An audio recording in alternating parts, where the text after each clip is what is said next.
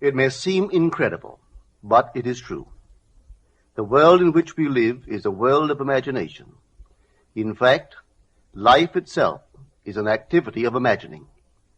All that we behold, though it appears without, it is within, in our imagination, of which this world of mortality is but a shadow. Nothing appears or continues in being by a power of its own. Events happen because comparatively stable imaginal activities created them, and they continue in being only as long as they receive such support. Therefore, the secret of imagining is the greatest of all problems, to the solution of which everyone should aspire. For supreme power, supreme wisdom, and supreme joy lie in the solution of this great mystery.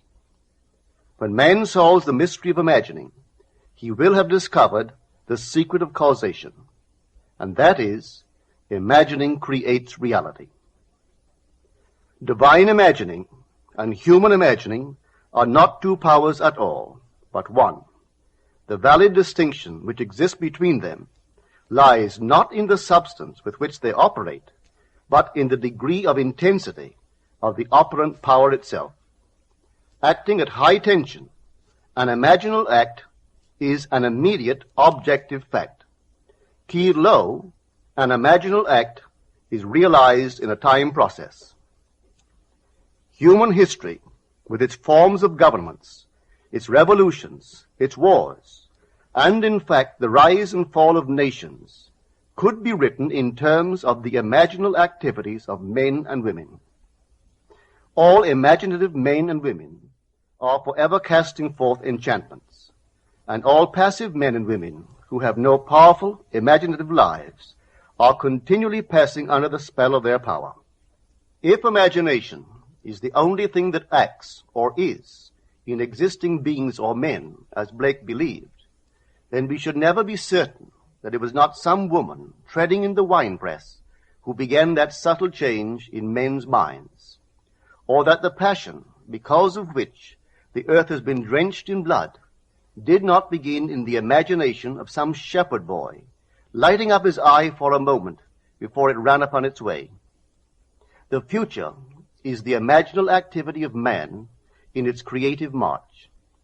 Imagining is the creative power, not only of the poet, the artist, the actor, and orator, but of the scientist, the inventor, the merchant, and the artisan. Its abuse in unrestrained, unlovely image-making is obvious, but its abuse in undue repression breeds a sterility which robs a man of actual wealth of experience. Imagining novel solutions to ever more complex problems is far more noble than to restrain or kill out desire. Life is the continuing solution of a continuously synthetic problem. Imagining creates events. Our world, created out of men's imagining, comprise unnumbered warring beliefs. Therefore, there can never be a perfectly stable or static state. Today's events are bound to disturb our yesterday's established order. Imaginative men and women invariably unsettle a pre-existing peace of mind. Hold fast to your ideal in your imagination. Nothing can take it from you but your failure to persist in imagining the ideal realized. Imagine only such states that are of value or promise well. To attempt to change circumstances before we change our imaginal activity is to struggle against the very nature of things. There can be no outer change until there is first an imaginal change. Everything we do, unaccompanied by an imaginal change, is but futile readjustment of surfaces. Imagining the wish fulfilled brings about a union with that state, and during that union we behave in keeping with our imaginal change. This shows us that an imaginal change will result in a change of behavior. However, our ordinary imaginal alterations, as we pass from one state to another, are not transformations, because each of them is so rapidly succeeded by another in the reverse direction. But whenever one state grows so stable as to become our constant mood, our habitual attitude, then that habitual state defines our character and is a true transformation. Now let me call your attention to the design on the cover of this record. You will notice a man sitting on a park bench, imagining himself to be in a home. This is the secret of those who lie in bed awake while they dream things true. They know how to live in their own dream house until, in fact, they do. Man, through the medium of a controlled waking dream, can predetermine his future. That imaginal activity of living in the feeling of the wish fulfilled leads man across a bridge of incident to the fulfillment of the dream. If we live in the dream, thinking from it and not of it, then the creative power of imagining will answer our adventurous fancy, and the wish fulfilled will break in upon us and take us unawares. Man is all imagination. Therefore, a man must be where he is in imagination, for his imagination is himself. To realize that imagination is not something tied to the senses or enclosed within the spatial boundary of the body is most important. Although man moves about in space by movement of his physical body, he need not be so restricted. He can move by a change in what he is aware of. However real the scene on which sight rests, man can gaze on one never before witnessed. He can always remove the mountain if it upsets his concept of what life ought to be. This ability to mentally move from things as they are to things as they ought to be is one of the most important discoveries that man can make. It reveals man as a center of imagining, with powers of intervention which enable him to alter the course of observed events, moving from success to success through a series of mental transformations of nature, of others, and himself. How does he do it? Self-abandonment. That is the secret. He has to abandon himself mentally to his wish fulfilled, in his love for that state, and in so doing live in the new state and no more in the old state. Now we can commit ourselves to what we do not love. So the secret of self-commission is faith plus love. Faith is believing what is incredible. We commit ourselves to the feeling of the wish fulfilled, in faith that this act of self-commission will become a reality, and it will, because imagining creates reality. Imagination is both conservative and transformative. It is conservative when it builds its world from images supplied by memory and the evidence of the senses. It is creatively transformative when it imagines things as they ought to be, building its world out of the generous dreams of fancy. In the procession of images, the ones that take precedence naturally are those of the senses. Nevertheless, a present sense impression is only an image. It does not differ in nature from a memory image or the image of a wish. What makes a present sense impression so objectively real is the individual's imagination functioning in it and thinking from it, whereas in a memory image or a wish, the individual's imagination is not functioning in it and thinking from it, but is functioning out of it and thinking of it. If the individual would enter into the image in his imagination, as the design on the cover of this record suggests, then would he know what it is to be creatively transformative. Then would he realize his wish, and then he would be happy. Every image can be embodied, but unless man himself enters the image and thinks from it, it is incapable of birth.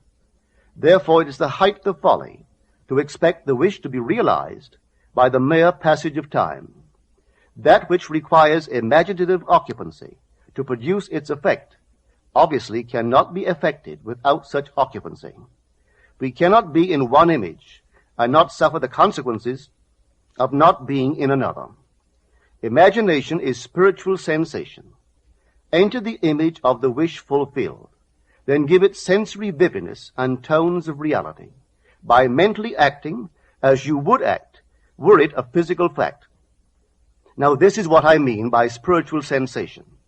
Imagine that you are holding a rose in your hand. Smell it. Do you detect the odor of roses? Well, if the rose is not here, why is its fragrance in the air? Through spiritual sensation, that is, through imaginal sight, sound, scent, taste, and touch, man can give to the image sensory vividness. If he does, all things will conspire to aid his harvesting. And on reflection, he will see how subtle were the threads that led to his goal. He could never have devised the means which his imaginal activity used to fulfill itself.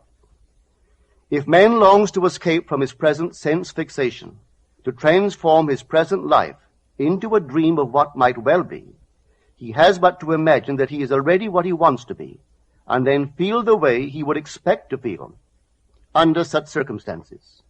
Let him, like the make-believe of a child who is remaking the world after its own heart, create his world out of pure dreams of fancy. Let him mentally enter into his dream. Let him mentally do what he would actually do were it physically true. He will discover that dreams are realized not by the rich, but by the imaginative. Nothing stands between man and the fulfillment of his dreams but facts, and facts are the creations of imagining. If man changes his imagining, he will change the facts. Man and his past are one continuous structure. This structure contains all of the facts which have been conserved and still operate below the threshold of his surface mind. For him, it is merely history. For him, it seems unalterable, a dead and permanently fixed past. But for itself, it is living. It is part of the living age. We cannot leave behind us the mistakes of our past, for nothing disappears.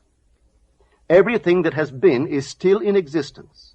The past still exists, and it gives and still gives its results. Man must go back in memory, seek for and destroy the causes of evil, however far back they lie. This going into the past and replaying a scene of the past in imagination as it ought to have been played the first time, I call revision. And revision results in repeal. Changing our lives means changing the past. The causes of the present evil are the unrevised scenes of the past. The past and the present form the whole structure of man.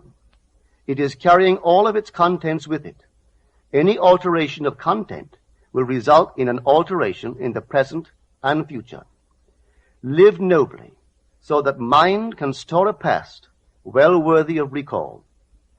Should you fail to do so, remember, the first act of correction or cure is always revise. If the past is recreated into the present, so will the revised past be recreated into the present. Or else, the promise that though your sins are like scarlet, they shall be as white as snow, is a lie. The question may arise as to how, by representing others to ourselves as better than they really were, or mentally rewriting a letter to make it conform to our wish, or by revising the scene of an accident, the interview with the employer, and so on, could change what seems to be the unalterable facts of the past. But remember my claims for imagining. Imagining creates reality. What it makes, it can unmake. It is not only conservative, building a life from images supplied by memory. It is also creatively transformative, altering a theme already in being. The parable of the unjust steward gives the answer to this question.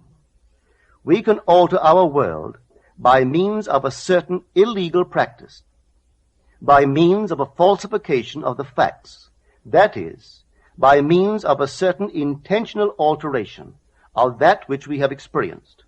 And all this is done in one's own imagination. This is a form of falsehood which not only is not condemned, but is actually approved in the gospel teaching. By means of such a falsehood, a man destroys the causes of evil and acquires friends, and on the strength of this revision proves judging by the high praise the unjust steward received from his master, that he is deserving of confidence. Because imagining creates reality, we can carry revision to the extreme and revise a scene that would be otherwise unforgivable. We learn to distinguish between man, who is all imagination, from those states into which he may enter. An unjust steward, looking at another's distress, would represent the other to himself as he ought to be seen. Were he himself in need, he would, like the man on the cover of this record, enter his dream house in his imagination and imagine what he would see and how things would seem and how people would act after these things should be. Then in this state he would fall asleep, feeling the way he would expect to feel under such circumstances. Would that all the Lord's people were unjust stewards, mentally falsifying the facts of life to deliver individuals forevermore. For the imaginal change goes forward until at length the altered pattern is realized on the heights of attainment. Our future is our imaginal activity in its creative march. Imagine better than the best you know.